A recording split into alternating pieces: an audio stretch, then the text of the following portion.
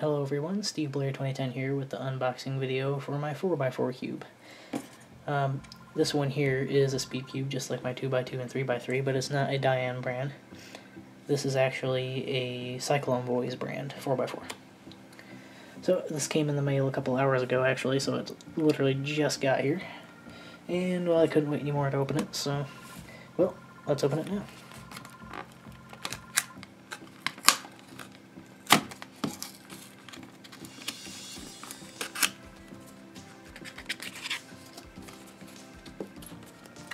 What's this? I got some kind of card thing on the top here.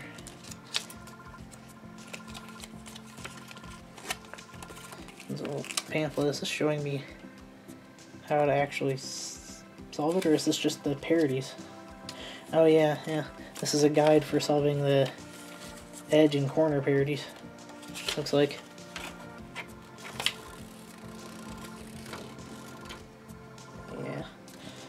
I don't know, I'm not going to be using any kind of guide anyway, so that's pretty much garbage. Let's get it out of here. Interesting. I'll put the box back here, I guess, for now. Alright, so my first impressions looking at it, I was actually surprised of how small it was. I expected it to be a lot bigger. I expected the individual cubits to be something along the size of the 3x3 cubits.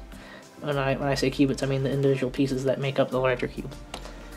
Looks like it still has some of the holes in there for corner cutting. I obviously haven't turned it yet, so we'll see how that is in a minute, but it's actually not much bigger than the 3x3 at all. I expected it to be quite a bit bigger.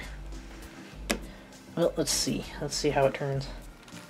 It's a little stiffer than the 3x3 and the 2x2. I mean, this is by far the softest, the easiest to turn of any of them. I mean, look at that, just barely one flick of a finger that one turns. This one, like I was talking about in the 2x2 unboxing, it's, you know, it's kind of plasticky, but it turns easy.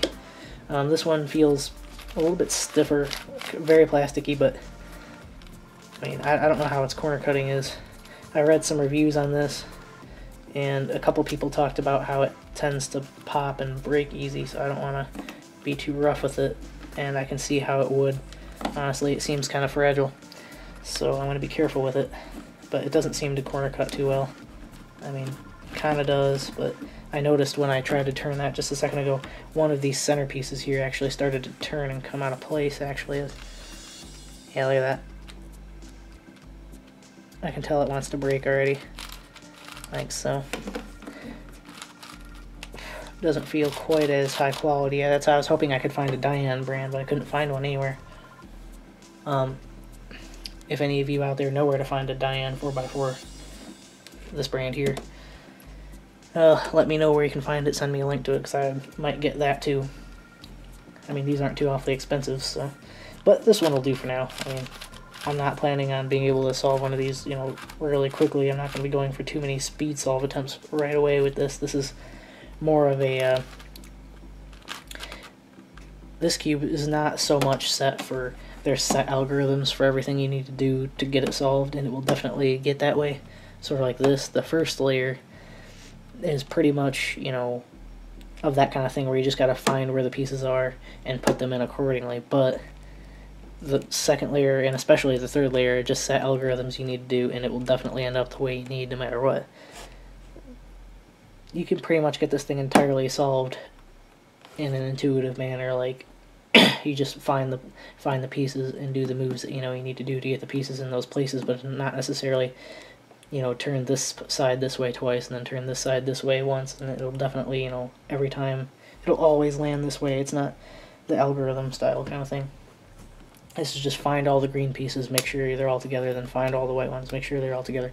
Just that kind of thing until you get to a point where you have all of the centers on all of the edge pieces put together, and then after that you go about it solving it like a 3x3. At least that's the method that I've seen used. I'm sure there's other methods, but that's the one I know. So we'll see how it is. I suppose I can do a solving video of this, but I know it would be a fairly long one. I'll probably be on the lookout for another, possibly better 4x4 cube in the future.